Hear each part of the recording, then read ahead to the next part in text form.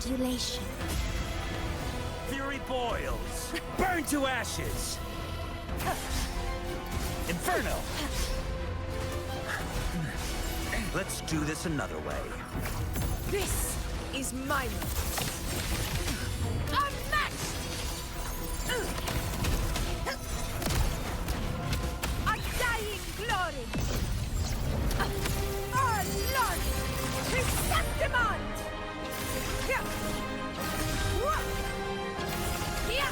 One strike is enough! Hey YouTube, Augusta is finally here, and oh boy, she's absolutely insane. Your eyes do not deceive you. Augusta has a unique time stop ability as part of her ultimate, and yes, it can even stop battle timers in TOA, WuWa, and holograms. But don't worry, it's not as broken as you think. During her time stop, you cannot switch to any other resonator, and the only actions you can take are her ultimate strikes. So think of it kinda like a nuke ultimate that's been split into multiple attacks for cinematic effect. I want to make this very clear right now at the start of this video because I don't want you guys to have the wrong impression of her. She's just got a really cool design. Also, she might look like a fusion unit with her sun design, but she's actually our newest 5-star Electro unit and ready to shake the meta with her time freeze. So yeah, my name is Xlice, and in this video I'll be covering everything you need to know about Augusta and showcasing her power at S0. She's got quite a bit of text to work through, but don't worry about all that. I'll be going directly to the battlefield and providing intuitive, simplified explanations so you don't have to consult the textbook. This is going to be done on the WuWa Media Server, and of course that means things are subject to change for full release. Let's dive right into the Sun Queen.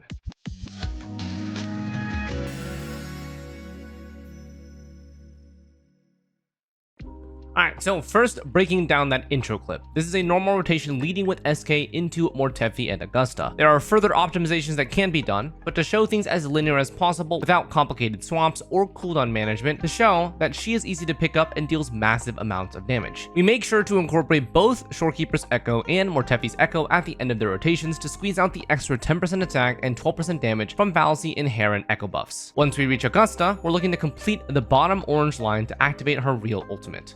Alright, so the rotation simplified goes as follows.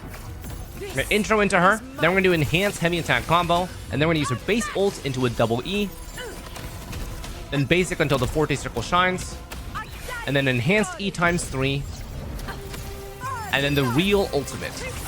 And then this is just cinema.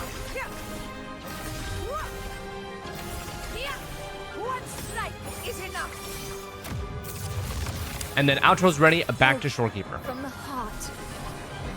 So this is a complete standard rotation that uses everything important in her kit to generate her Forte bar as fast as possible. You'll notice that multiple things in her Forte charge on loop before we actually ult, which is where the bulk of her kit text describes. Don't worry though, no textbook business here. We're going to straight to the playing field so I can show you how she works. So let's first focus your attention on her Forte bar. This is like 90% of her kit and will consume your main focus when she's on field. There are 3 important parts that connect to different parts of her kit. Bottom one is the orange line. There are 2 halves to it. It charges the slowest, and it's responsible for unlocking her true ultimate. Yeah, so she has 2 ults, both of which are important, but in different ways. Top one is the purple line, charges fast with basic attacks and her resonance skill, and when it's full, your basic attack will light up. Third one is way more subtle, and it's the small orange circle at the center of her Forte. Charges up at middle speed, and when it's full, your resonance skill will light up. All 3 of these synergize with each other to achieve her full ultimate. So we're going from purple bar, charges the orange circle, which then charges the orange line. So when you have a full purple bar, you activate it with either the heavy attack, which is hold left click, or jump attack. This consumes all the purple bar and fills up the orange circle by about 10%. These are the practical ways to charge up the purple bar. Intro skill will provide 100%. The full basic chain, basic 1 to 4, provides 100% in total. And then the base resonance skill, just the normal E, also provides 100%. In a perfect team rotation, only the intro skill and the base resonance skill should be needed for a perfect loop, making for a pretty short and easy rotation for her. Orange circle is the next step that fills up as you go through purple loops. By default, consuming a full purple bar charges the circle about 10%, which is pretty slow. So there are additional ways to massively speed up the process. Your intro skill gives you 20% of the orange circle, your base resonance skill gives you 10% of the orange circle, and your base ultimate gives you 40% of the orange circle. You'll notice that the intro skill and the base resonance skill affect both the orange circle and give purple bar. So make sure you get that intro off before swapping into her because it's a huge part of her rotation. When the orange circle is goes full, your resonance skill will light up. Activating it initiates a 3-hit chain, you have to manually input, and the third hit consumes the orange circle to produce 1 orange line. The orange line is the good stuff that you really want but charges up the slowest. When you have 2 of the orange lines and her ultimate lights up, this is her real time stop ultimate. Activating it puts everything in full time freeze for 7 seconds. This includes timers in TOA, WuWa, and holograms. During these 7 seconds, the only thing you can do is her ultimate's attacks. Her Forte UI becomes a greatsword gauge, and you'll notice it charges up as you use the strikes. As the timer approaches 0, the greatsword will start to blink, so make sure you use up those attacks, or you can just stare at her, that's fine too. When either the timer approaches 0, or you complete all of her strikes, her ultimate will end with her final hit. This is a huge lightning strike from the sky and has her highest multiplier, so expect some crazy amount of damage. Afterwards, her Forte is reverted back to original form, and she maintains whatever Forte progress she had before she sent the ultimate. So for example, if you had the full purple bar, then you press the ultimate, you will still have a full purple bar when you exit the ultimate. At this point, your goal is to make sure that her outro skill is full before swapping off. Her outro allows the next incoming resonator to charge an orange line for Augusta for free if they cast their outro skill within 14 seconds. This is very important for the full rotation of her team because it essentially means she only needs to generate 1 for herself per rotation to achieve her true ultimate. Be careful though, the effects will end immediately if that resonator is switched out, so this is a big thing for a quick swap. You do want to commit to the outro skill here so you don't grief your majesty line. Alright, so now that you've got a gist of her whole kit, let me show you her standard rotation. She basically has just this one standard rotation, and it does assume you have her intro skill to lead. We're going to intro, and then heavy attack or jump plus normal attack combo, and then we're going to ult, then double skill. The first skill is going to be your base skill, and the second one's going to be the enhanced uppercut, and then you'll be in midair, so you just plunge it downwards. This completes her orange circle generation, and on paper, it generates about 90% of it. With additional basic attacks, plus potential dodges or dodge counters, 100% should be achieved pretty easily without heavy deviation from this rotation. Then her E will light up, so we can do a triple enhanced E chain to generate 1 orange line. Now, depending on how many orange lines that she began with, either 1 or 2, you're either going to true ult right after, or maybe you already true ulted on entry. Here's a demonstration of what that looks like. As you wish. Conquest begins now. Our blood! Chrysanthemum! Honor cannot be silent. It ends now!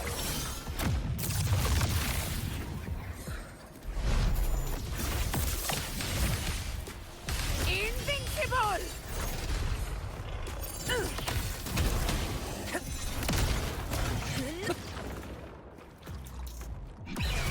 Pathetic struggle! Leave it to me. This is my moment. Invincible! Roars of conquest! In one strike! Stand tall before the eternal sun! It ends now! Leave it to me. Both of these rotations do work, it just depends on what content you're doing and if you have your intro skill available right away or not. Also, notice how in these rotations we already have 1 orange line prepped before actually doing anything. We'll be relying on those to heavily reduce her rotation prep, and there are 2 different mechanics that activate them. If you're just entering battle, you won't have any rotation setup to begin with, so no outro skills and whatnot. Augusta's top Forte node here provides a quality of life, providing 1 orange line or majesty line when she's out of combat for 4 seconds. Just make sure to actually wait 4 seconds before entering whatever you're doing. So this includes like TOA, WuWa, or holograms. Now, once you have your team's rotation going, we then rely on her outro skill like I explained earlier. The next resonator will provide 1 orange line when they cast their outro skill within those 14 seconds. Both of these, outro skill and top Forte node, you will be relying on to prep at least 1 orange line before she does her actual rotation. Alright, so now you know how to play her without needing to read all the text. Yay! Let's go through what buffs she gets and Forte priority. So top Forte node gives you what's called Crown of Wills, which is 15% electro damage per stack. S0 will unfortunately only have 1 stack. If you invest in sequence nodes, they will provide more. The middle Forte node provides her an unstackable mini shield on any attack she deals every 0.5 seconds. This one does not transfer to teammates on swap. The main use of this, given that it's a tiny shield, is to activate her signature weapon's passive ability for lots of ignore defense. But she does also provide a mini shield to all of her allies through her true ultimate. Activating it will generate Ruler's Realm for 30 seconds, and during this time, any teammate who intro skills gains a small shield for 10 seconds. It's a tiny bit of survivability. And of course, the rest of her Forte stats give her crit rate and attack percent. Now for Forte priority, we're going Liberation top priority, then the Forte circuit, and then the basic attack, and then the resonance skill, and then the intro ability. This is an order of total multiplier value that you'll get per rotation. The Liberation contains both the base ult damage and the true ultimate damage, including the 9 strikes. Forte circuit has her enhanced E triple chain, which deals a pretty good amount of damage, especially the third plunge. Next is the basic attack, which contains all of the enhanced heavy attack multipliers, which you'll be using about twice per rotation when you get a full purple bar. And then finally, the resonance skill you'll use once per rotation, and intro just once as well. Also, funny thing, intro literally has 1 line of text. So savor this while you can before we get some Yu-Gi-Oh style descriptions. Alright, so before we jump into her build details, let's talk about her sequence nodes. Like usual, the first 2 sequence nodes are on the table even for F2Ps, assuming you have the currency. S1, Crown of Wills increases from 1 to 2 stacks. They now provide 15% electro damage and 15% crit damage. Intro skill now grants 1 stack. Her enhanced triple E chain now is immune to interruption. This is her orange line generator, which is very important. I would have preferred this immunity to be in the base kit, but it is what it is. S2, Crown of Wills now lets you overstack crit rate, and each stack increases crit rate by 20%. So 2 stacks at S2 will be 40% crit rate. Excess crit rate converts to crit damage at a 1:2 ratio, which is a normal conversion, no loss in stats. This is also capped at an extra 50% crit rate to provide an extra 100% crit damage. This basically means from here on out, you basically all in on crit rate up to 150% because you get the same amount of value from the crit damage. S3, a 1.25x final damage increase to all of the important multipliers. So all forms of the enhanced heavy attack, the enhanced resonance skill plunge, and finally all parts of her true ultimate. S4 is giving you 20% attack. S5 increases her personal shield by 50%. Her shield is really small, so I don't really see that much value in this. And then S6, Crown of Wills increases from 2 to 4. So crit rate conversion gets increased slightly. It goes up to 175% from 150% now, providing an extra 50% crit damage on top for a total of 150% crit damage on top of the S2. Enhanced heavy attack now provides 2 stacks and also deals 2 times a 100% attack multiplier electro damage. So with this, your total stack gain at S6, you have 4 Crown of Wills that gives you 80% base crit rate from S2, plus 60% electro damage just from the base kit, plus 60% crit damage from S1, and then up to 150% additional crit damage from overcapped conversion. So total possible crit damage is 210%. Overall, it looks like Augusta's sequence nodes are more stat heavy than multiplier heavy. Not my personal preference because of diminishing returns, but she still should hit hard. S6 seems on the weaker side in my opinion, with only 2 100% multiplier attacks twice per rotation for 400% extra damage. I might be missing something, but this seems not the most noticeable considering her rotation multipliers total to about 4,000%. I'll try to test it out later if I can, but you guys can leave a comment if you know how this works. So sequence nodes overall are pretty much as expected. S1, S2, and S3 are front-loaded, S4 and S5 are very filler, and S6 is maximizing her damage. Alright, now let's talk about her weapons. So she's a Broadblade user, she's an attack scaler, likes crit rate, crit damage, and heavy attack damage. Her signature is very juicy. Thunder Flare Dominion, 675 base attack, 12% crit rate, attack percent passive, 20% heavy attack damage increase on near permanent uptime, and up to 36% heavy attack ignore defense at max stacks. This is fine-tuned to her and should be no surprise. But let's get into other options. So we got a classic, GN's Verdant Summit, 48.6% crit damage secondary, 12% damage bonus, and 24 to 48% heavy attack damage bonus. Augusta's rotation will easily double stack this during her true ultimate, so it's pretty solid. The only problem with this weapon is no crit rate secondary, so you'll likely be below 70% crit rate even with main stat 4 cost, unless you go 4-4, which is not recommended, but possible band-aid for this build. Still, this is a great weapon tailored for heavy attackers. We have Jinshi's Ages of Harvest, 24% crit rate and 12% damage bonus, just a stat stick, but a valuable one. The 24.3 crit rate makes it easier to build a proper crit ratio at S0. Then we have Lustrous Razor, attack percent stat stick, and that's basically it. Not recommended, but usable. It also has no crit stats, so Echo rolls do need to carry this. Then we have both of the Battle Pass Broadblades. They are decent statistics. Ori Zenith has crit damage, attack percent, and heavy attack damage, making it a mini GN signature weapon. It does lack crit rate rolls, so again, Echoes need to carry. Autumn Trace has crit rate and attack percent, making it also a comfortable choice. It's also easier to build because of the crit rate stat, but it does have a lower DPS ceiling. Overall, she does have a pretty decent amount of options, which is probably why her signature has the ignore defense, which is to exceed the competition a bit more. If you plan on Augusta investment long term, I would recommend her signature weapon. Otherwise, she can use any of the other Broadblade options. All right, now let's cover her Echoes. So she's going to have a new best in slot, the Crown of Valor 3-piece set. 6% attack and 4% crit damage. Anytime a shield is obtained, which is every attack for Augusta, stacking up to 5 times. Total bonus is going to provide you 30% attack, 20% crit damage, or a 50% total stat. And then we're going to combine this with 2-piece Void Thunder for 10% Electro. Now that being said, a Crown of Valor might take a bit to farm decent pieces, so in the meantime, use a 5-piece Void Thunder for up to 40% Electro damage bonus. Her optimal build is going to be 4-3-3, but 4-4 is a viable alternative. 4-cost Echoes will need at least 1 crit rate main stat. 4-4 build can consider 1 crit damage depending on substat rolls. For 3-cost Echoes, either Electro damage or attack percent will be fine. With Valor 3-piece, supports, skill buffs, and any other external buffs, her total stat distribution is slightly damage bonus favored. But with Echo substats, attack percent is more common.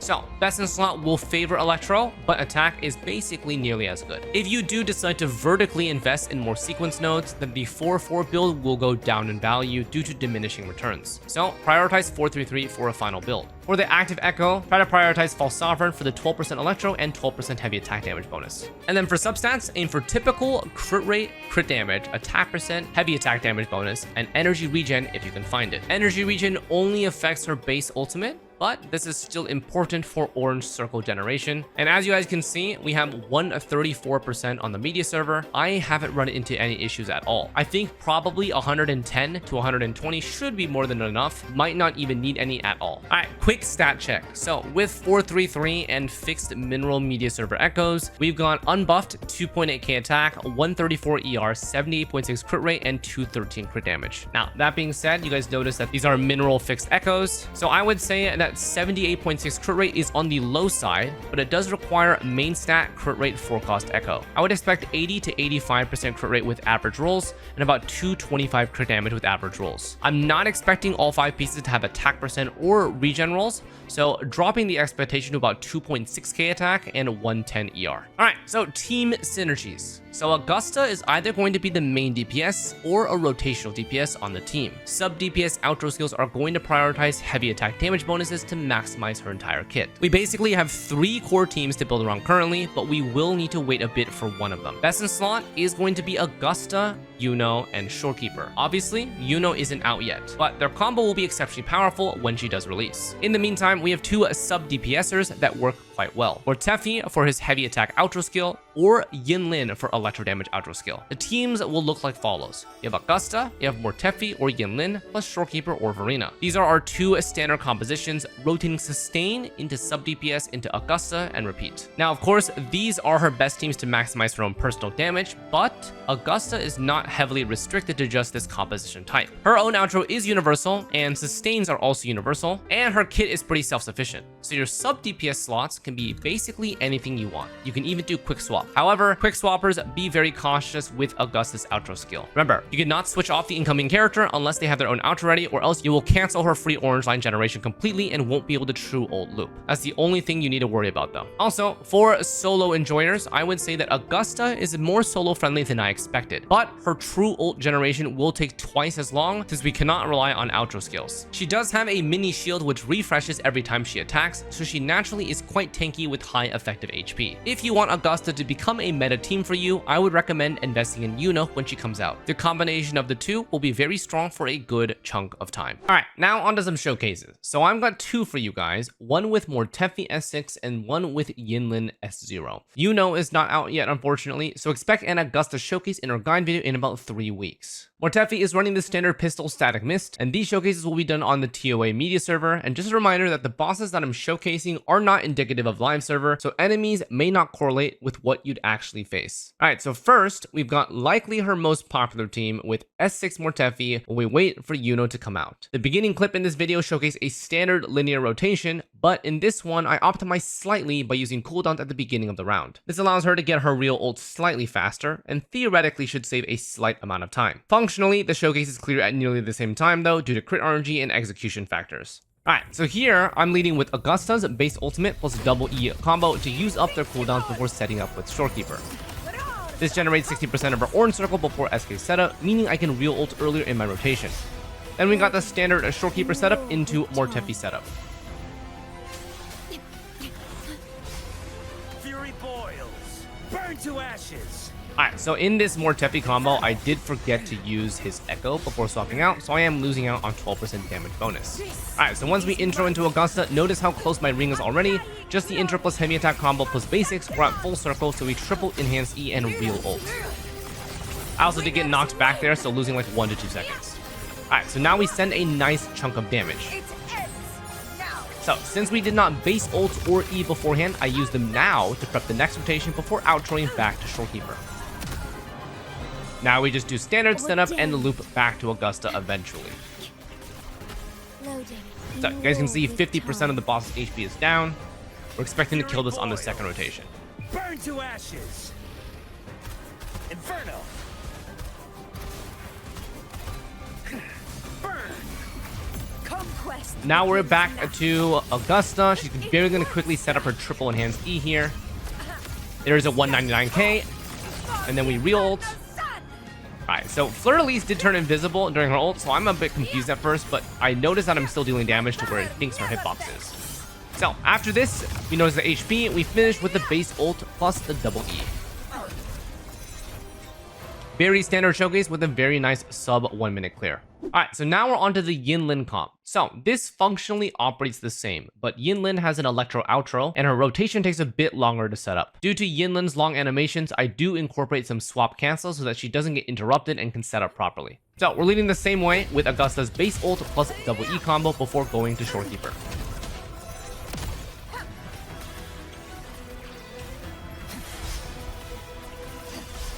Loading. In war with time. Alright, so now we set up with Yinlin, we double E, gonna swap cancel, gonna ult plus heavy attack, and swap cancel again, intro to Augusta. Notice Augusta's damage is quite a bit lower than with Mortefi due to the lower amounts of buffs. It's still good, but it's unfortunately weaker than the Mortefi comp. Rotation is also a bit harder to execute due to Yinlin's animations. Alright, so final ult damage is going to be about 180k there. Gonna break her really quick. There we go. 108k on the final ult. And now we're back to Shorekeeper.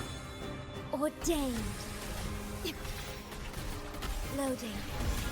In war with time.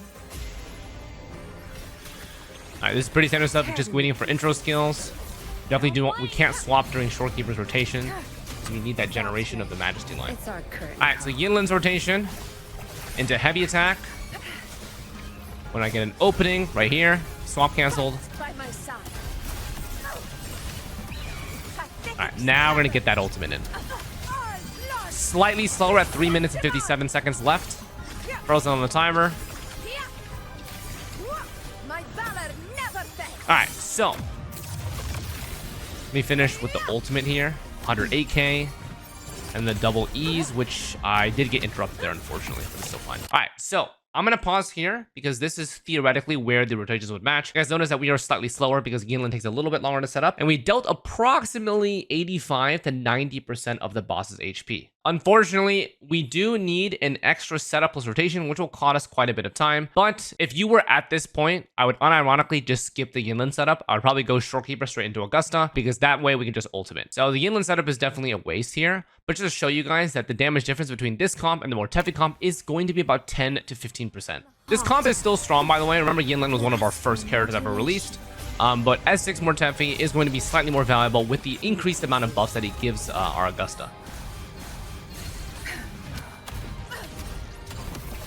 Alright, so we're just going to finish this up really quick while I give you guys my final thoughts. We are taking a bit long to clear. We should be, if this was a real run, we should just stay on Augusta and then just finish it out there. So, between these two comps, I definitely prefer the Mortefi comp. The rotation is a lot smoother, and Mortefi is a lot more agile and not locked behind long animations. This means that it is easier to set him up while also being dodge friendly in case we need to dodge some attacks. So, if you do have S6 Mortefi, you also do gain an attack boost for your team, which further boosts Augusta's damage output. If we're taking a look at both of the comps though, I think the damage output is impressive. Augusta essentially has 3 large sources of damage. Her base ultimate can deal about 150k on the final hit, her triple enhanced E plunge maxes out at 190k on the final hit, and her ultimate strikes deal about 28 to 30,000 by 9 strikes, and then the final hit is about 220k. We don't even have her best in slot support yet, so expect her total team damage to further improve. Alright, so that's going to wrap up this comprehensive guide on Augusta. Absolutely cinema design, incorporating a time stop mechanic that isn't game-breakingly broken. Is it worth it to pull then? In my opinion, if you've got the investment to guarantee both Augusta and Yuno, I think they're worth it. Augusta's rotation plus time stop adds a lot of nuance into her kit that leads her to be one of the fastest main DPS rotations in the game. Starting from her intro animation, full combo into real ultimate takes 12 seconds of TOA timer. And of course, her longer animations can be quick swapped if you wish. Just make sure not to quick swap when you outro skill with her. You really need that one orange line generation because it's half of your real ultimate bar. So mentally, if you think about it, you're going to always outro skill with her into your sustain, probably like Shorekeeper or something. So just make sure on Shorekeeper you don't quick swap because you really don't want to screw her up unless Shorekeeper has her outro skill ready. Anyways, for me personally, I'm definitely going to be picking up both Augusta and Yuno. Dude, it's so fun to play her. It's actually crazy. Not sure about the sequence of investment though. We'll see about that. I do know that Yuno has that Ishtar inspiration and her fan service goes crazy. Like, what the feet? Anyways, you guys can also see while I'm in this screen right now that Yuno is here, but I cannot leak that. So yeah. Anyways, that's going to wrap things up. If this video helped you out, I'd appreciate a like and sub to show YouTube that you enjoyed the video. And if you know someone who's interested in Augusta, maybe this video would help them out. I stream every night on Twitch at twitch.tv/Xlice. So if you want to ask questions, hang out, or chill, I'm knee deep in a variety of gacha games. Let me know in the comments what you think about her. Thanks for watching, and we'll see you guys next time. Take care.